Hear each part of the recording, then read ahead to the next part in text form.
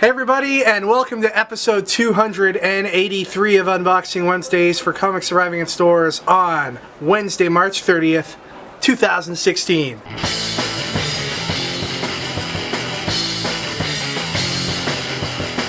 Ricky. We gotta talk about this movie, man. This movie that came out last weekend. Yeah. What did you think, man? I didn't like it at all, I'm sorry. Really? Everything I thought was going to be bad about it. You're one of those, eh? It's just the honest opinion. This is how it is. Look. It's too forced. Everything was just crammed in there for no reason. Half the things didn't make any sense. Yeah. Taking the popular opinion. I see, Ricky. It's okay. The trendy opinion. Listen, I went and saw it, and, you know, while I recognize that there were some obvious issues with it, maybe some plot holes, as you say, I thought it was overall entertaining. Like, I didn't feel like they were taking my Lord and Savior and crucifying him on screen in front of us.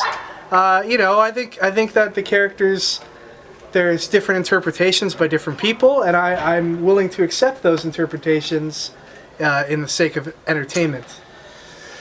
But I guess we agree to disagree on that, Ricky. You'll see. You'll watch it again and be like, "Whoa, what?" Well, maybe second time around, maybe I'll feel the same. But you know, in any event, it was 2.5 hours of somewhat entertaining cinema. So we'll leave it at that. How many times did you laugh in the movie? 0 times? Is that a requirement for a movie that you have to laugh during it? I know Marvel has made. I know. Look, I love the Marvel movies, and I know Marvel has made it like their thing that they inject a whole bunch of humor into the movie. But you know, when did that become a requirement? Man, I just like to laugh. All right, well, go see. You know, Zootopia was really good. There's a lot of laughs in that. Anyways, Ricky, enough with all of this. The one thing that we can agree on is that there are comics coming out today that need to be unboxed. So let's go ahead and open some boxes. Alright, while Ricky's getting that stuff put away, it is getting near to the end of the month, and you know what that means. What it means is we are getting close to the deadline for getting in on Comic Boxer. Comic Boxer is our monthly subscription box full of awesome comics. We put all kinds of cool stuff in there, signed issues, number ones, variants, first appearances, first stories by awesome creators. It's all the best stuff that came out during the month of March that we'll be putting into this box that'll be shipping out at the beginning of April. So head over to comicboxer.com right now to get started, and it starts from as low as $17.99 per month, plus shipping and handling. So check that out. Okay, first up in collectibles, we got this awesome Batman Arkham series vinyl figure mystery mini set from Funko. All kinds of characters in here: Joker, Nightwing. We got Damian Wayne. We got Harley, Poison Ivy, Catwoman. From the DC Super Pets line, we have Hoppy. Just missed Easter, Hoppy. Sorry. Oh, and a new pop figure that I'm going to be sure to add to my collection is the late, great Ultimate Warrior. Okay, moving on to the collected editions. This is really cool what Oni Press has done this week. This is the Oni Press Starter Pack 2016. It's only $5.99 US, and it contains 7 of Oni Press's #1 issues. Stuff like Letter 44, The Sixth Gun, Helheim, Kaiju Max, list goes on and on. Definitely check this out. You get exposed to some great books this way. We Are Robin, Volume 1 from DC Comics. Paper Girls, Volume 1, the new book from Brian K. Vaughan and Cliff Chang. Here's East of West, Volume 5. And here's a book everybody will be looking forward to. It's Walking Dead, Volume 25.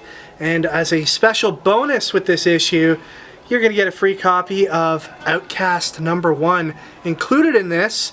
And that is why these are wrapped in cellophane, because there's a free issue of the comic inside here. Okay, we've got Transformers number 51 from IDW Comics. Here's a 5th printing of Rick and Morty #1. Black Science number 21. Back to the Future number 6. Godzilla Oblivion issue #1. Faith issue number 3. Jughead number 5. New from DreamWorks, we have Madagascar issue #1.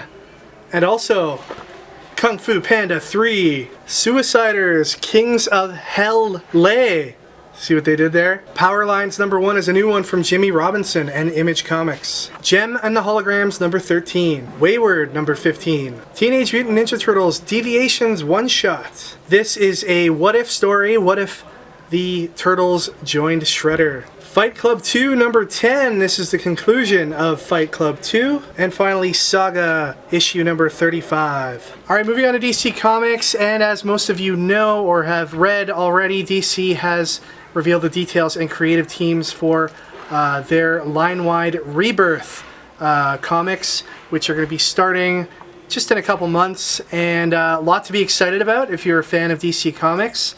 Looks like they're trying to right some of the wrongs of the past couple years, and a lot of exciting creative teams. On Batman, we've got Tom King working with David Finch. We've got Marcus Toe on Nightwing. I'm really excited about that, and a whole bunch of other really great announcements. We think it's going to be good for the comic industry and good for fans of DC Comics, and good for people that haven't checked out DC Comics in a while, maybe to come back into the fold. But anyway, let's get started with a couple of reprints. We've got a third printing of Batman Ninja Turtles issue #1 and a third printing of Batman Ninja Turtles #2. It's the conclusion of Batman and Robin Eternal with issue #26. Here's Aquaman 50, along with a Aquaman 50 Batman Superman variant cover. JLA #8, and the Neil Adams variant cover for that book. Moving on to Marvel, we've got Web Warriors Contest of Champions, issue #1. Moon Girl and Devil Dinosaur #5. All New X-Men #7. Amazing Spider-Man #1.4. Darth Vader #18. Daredevil #5. Sam Wilson Captain America #7. This issue is going to be a big deal. Something really big happens in it. This is the Women of Power variant. X-Men 92 #1. This is the regular cover. The Jubilee action figure variant, and the variant by Pascal Ferry. Alright guys, so this is the last week of March, so that means we'll be drawing for the Comic Boxer box right after this. So last week I asked you guys, what alternate contest could Batman and Superman have? Got some pretty awesome answers. The Mac Phantom said B-Man versus S-Man in a chess match. B-Man wins after S-Man rage quits. And you know when Superman rage quits, he rage quits. Like breaks tables, breaks people's faces, all that. Cedric Levesque said Batman vs. Superman in a comedy battle. Who will win and be the funniest? I say Superman because Batman is too serious. If you've seen the Batman v Superman movie, you know that none of them win because there's no humor at all. 74 Screwgun said, I'd like to see Batman vs. Superman in a Hell's Kitchen challenge. I could just picture Chef Gordon Ramsay calling Superman a wanker and telling Batman to F off. I would watch the hell out of that. Could you imagine how hilarious that'd be to have Superman just being like stressing out trying to cook, but then he's just getting called a wanker?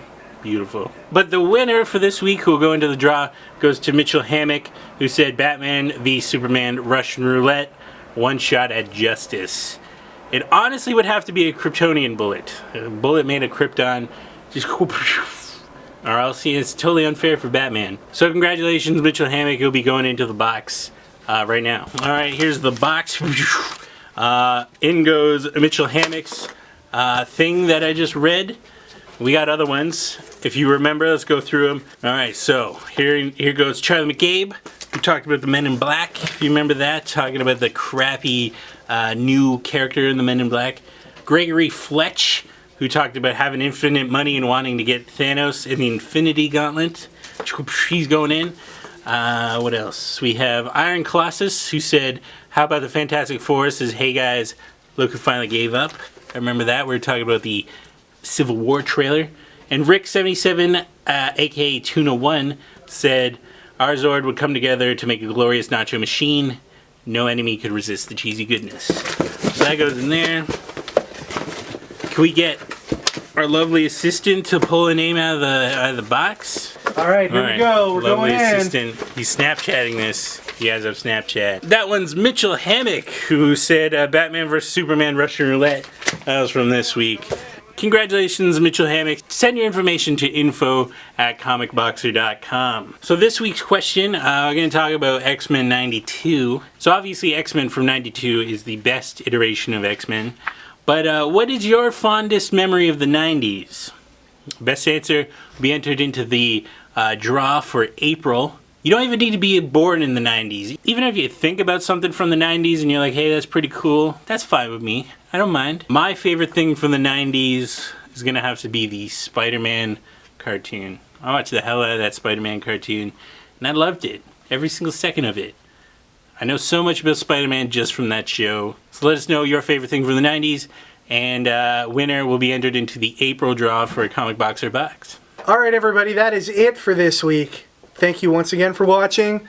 Please remember to check out comicboxer.com, as we mentioned earlier. Check out our web store at stadiumcomics.com. Lots of great deals to be had on back issues from DC, Marvel, Image, and all kinds of other publishers.